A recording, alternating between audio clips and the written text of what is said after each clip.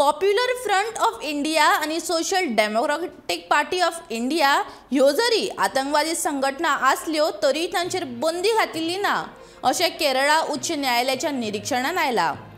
RSS कार्यकर्त्यांनी खून प्रकरणात CBIन चौकशी करपाची मागणी करपी याचिका न्हयकारून न्यायमूर्ती के हरिपाल हाणें हालींच दिल्ल्या आदेशान म्हणलें की SDPI आनी PFI ह्यो हिंसाचाराच्या गंभीर कृत्यांनी वांटेकार जाल्ल्यो आतंकवादी संघटना आसात, हातून दुबाव ना।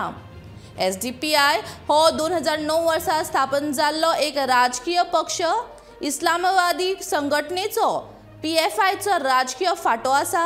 न्यायालयान ताचे आड केल्या प्रतिकूल उलोवपांचेर प्रतिक्रिया दिताना SDPIन सांगले की ती निरीक्षणां रद्द करपा खातीर आपूण एक याचिका दाखल करतलो।